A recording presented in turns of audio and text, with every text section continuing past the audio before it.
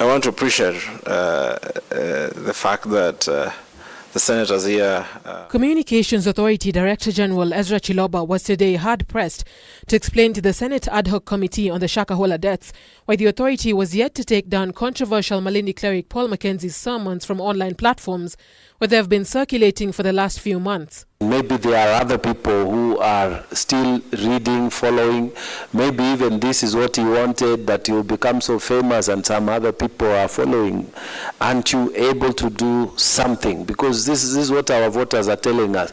Do something, because maybe our children are still following the content. Chiloba told the committee that gaps in the existing legal framework limit the authority's ability to execute its mandate. Although the authority has outlined a programming code that governs religious broadcasts, it can only collaborate with other government agencies and private companies to regulate digital content. It is not done directly by us. We actually have to go back, for example, to identify who is the host of that particular platform.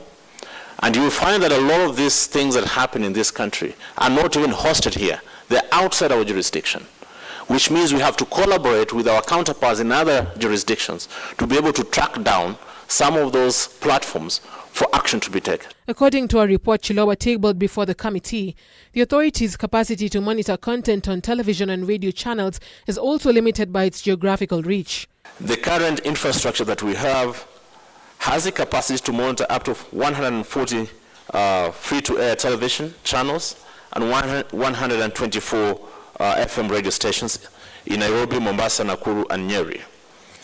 But as you can see, we already have more than 326 free-to-air TV stations, so it means we need to improve on our capacity. Chiloba has to this end sought Parliament's support as the authority embarks on an overhaul of the existing legislation to bring digital platforms under stricter control.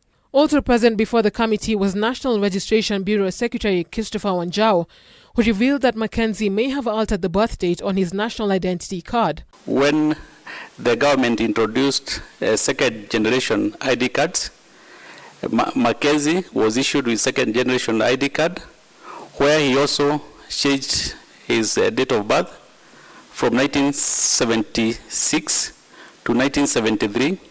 So currently, in the current ID card, his date of birth share is 1973. The committee has asked Wanjau to furnish it with copies of the said documents to verify the claims. We needed to have copies of the two IDs, the 1976 and 1973 copy, because you see that is your submission.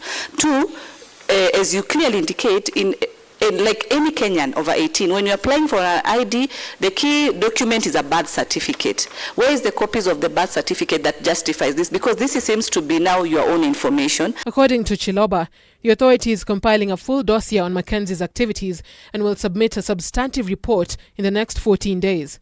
Muriel Adhiambo, K24, Nairobi.